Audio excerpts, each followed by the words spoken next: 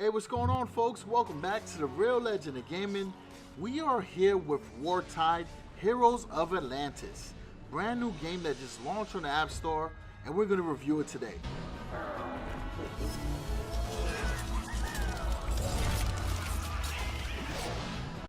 Alright, folks. So as soon as you start the game, it takes you into a chapter in which you got to complete missions. In order to complete these battles, you do use food, which is an item that you generate from the matches. You start off with Zeph, who's an experienced fighter similar to a warrior, Demetra, who's like an archer, and then you have Leonardros, who's a defender. So Leandros basically is like a knight, kind of the tank on your team. So you start off with these three troops until you unlock different heroes in the game. Just like any other game, there are in-app purchases, and there's also a free-to-play option in which you do to earn items from fighting the missions, in which you can unlock different heroes on your team. Now, this is a tactical RPG, so the positioning of your team is very important. And what I do like about it as well is that when you position or slide down your team to a certain box, it points a green line towards the opponent's team. When you see a green line, you're basically establishing a way to flank the opponent and do more damage, while the rest of your team will go in the direction that the red line is facing towards the opponent's line. So that's a good element. It has some strategy involved. As you see, there's some cut screen animations for your special moves, so it makes it look real polished, and it gives it a nice, beautiful, cool theme to the game, right? And who doesn't like special animations, right? It's always a cool thing. You can level up your characters as well, so there is a replay value and a progression system built in, which is always helpful in these type of RPGs. So you're going to continue fighting as long as you have the food, which if you look on the top right, it tells you how much food you have. You can kind of say that's like the energy system in the game, so that does replenish over time as well. Now, if you look again, the game is telling you to slide your team down, and again, it creates that green line towards your opponent's roster in which you can flank and do the extra damage. So as long as you have the right formation, you're able to overwhelm your opponent really fast. Now, if you look at the far right hand side, those little dots that fill up represent your energy bar. Each of your teammates can conduct one of these special moves, however there's an energy cost to it. As you see, that archer attack was able to do a straight line arrow shot at the team. So that was really cool because it attacks multiple lines of opponents. And as you see, everybody else has a special move. Some are more expensive than others. So be mindful of how much you spend on an attack, because later point in the game, you're going to unlock different classes that have different abilities and tactics that will benefit your team, and you might have to prioritize which one you're going to use. Alright, so you see on the bottom of that, you also unlock different items, different gems that you will later use to evolve your heroes or to raise up their ability skills. Now, the whole idea with these missions is you continue going forward, you'll find out more of the story, and at the final phase of the chapter, you will fight your boss battle. But each mission does get more harder, and also becomes more complex because there's different enemy units that are introduced, which you will see very shortly. There's things like buildings, archer towers, stuff like that that will be used to stop you from infiltrating whatever you're trying to do. So as you see, you just keep going forward. It's pretty straightforward. I mean, I don't think the game is really difficult to pick up, so it keeps it very entertaining for you. I don't think there's a point where you're ever confused on what you need to do, because you're just playing this the way it functions. You're tactical. Move your formation in the right direction, and then from there it's all gravy. Now, in order to upgrade your heroes, you need mana. With the mana, you can upgrade the abilities, which we'll show you right here. For Demetra, we're going to update her ability, which is the Wildwood Sharp Shot, and that gets it up to level 2. Now, you can upgrade these abilities as high as the level of your character. So if your character is level 2, you can upgrade the ability to 2, and so on. And you see Zeph has the Great White Vortex, which is a pretty cool spinning attack. So it's great for crowd control. So everybody has their purpose, and I do like this class system. It's pretty cool. Now here you're going to fight the team again. Now if you look on the type right hand side, it also tells you what the recommended power is. So for this match here is 1200. You can also have a preset team.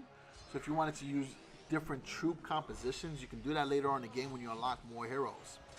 Now this here, I guess you can say he's like a mini boss. So we're going to give him a try. We're going to go with the formation to go against the Mad Inventor. That's his name.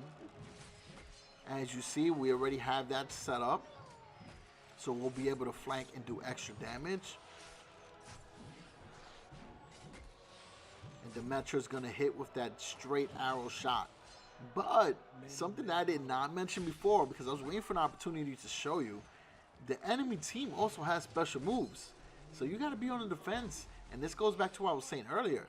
You got to prioritize your attacks. So Demetra basically was using her arrow shot. It might have not been as effective, especially since she was by herself. We should have saved those special moves for these other two heroes so that when they're moving forward, they can attack and probably preserve Demetra's HP by eliminating the amount of enemy focus against her. So when we finish that match there, we unlocked a key. That key allows you to open the chest in which you unlock other heroes. So this one we got Rexenar, who is actually really cool, and he actually became my favorite character in the game. Obviously, you know, this is beginning phases, so I only have experience with 4, but he's pretty cool, and I'm going to show you guys why. And he definitely would have helped out in the last match. So we'll go right into it.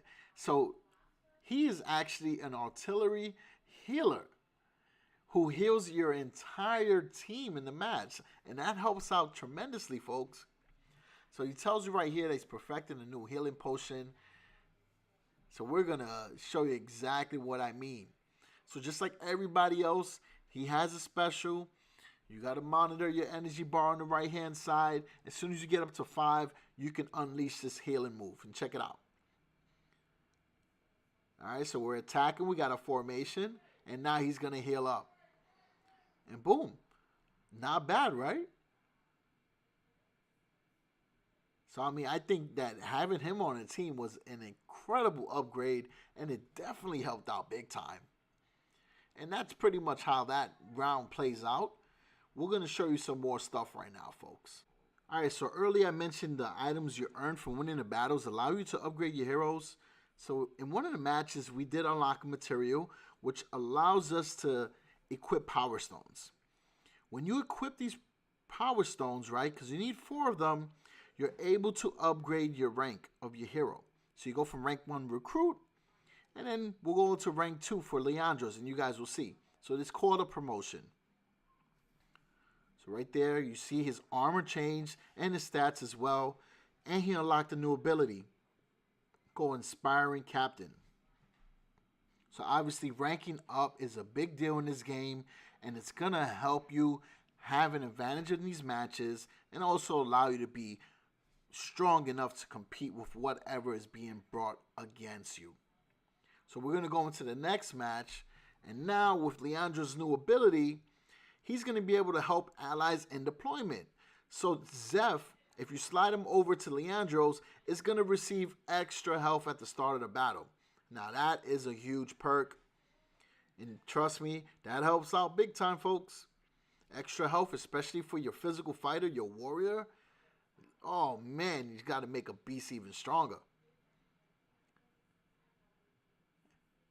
And then right there, you know, you got your formation. You keep your archer in the back since you got enough protection. Use your crowd control.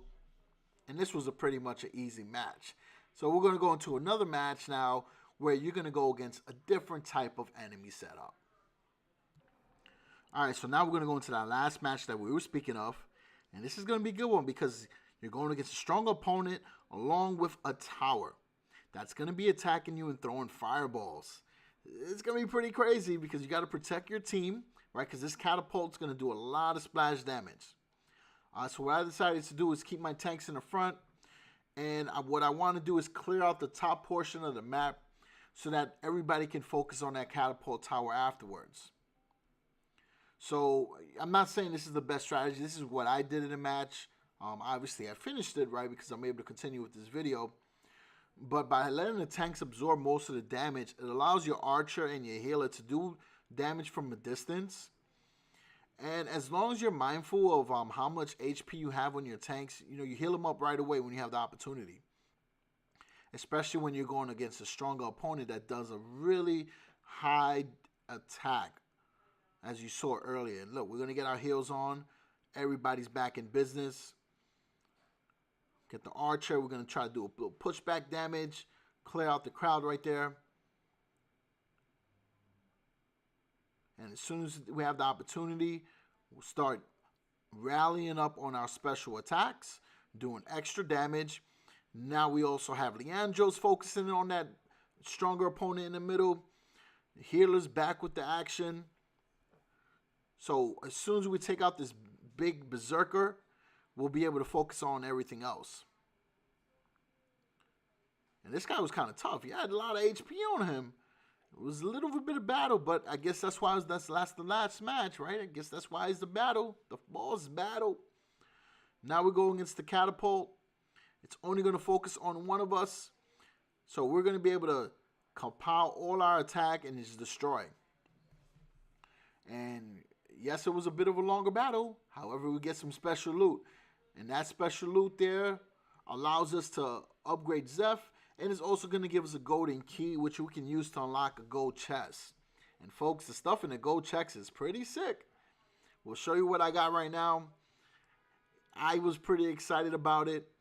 So we end up getting a legendary hero who looks really crazy, man.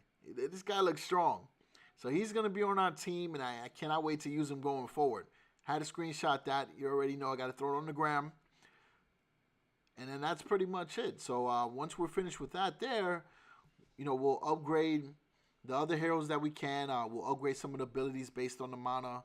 And that's pretty much how the game goes. So you go through your missions, your chapters, you upgrade your heroes, you upgrade their abilities, you promote them to level them up.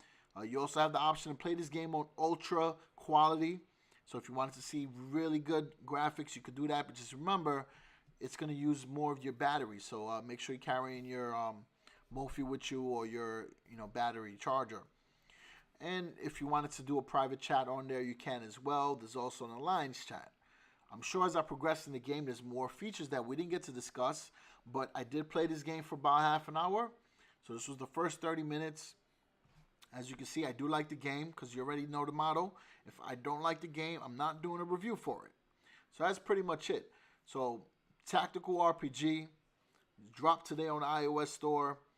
Looks amazing. Game plays very smoothly. I know we did Lionheart Dark Moon last week.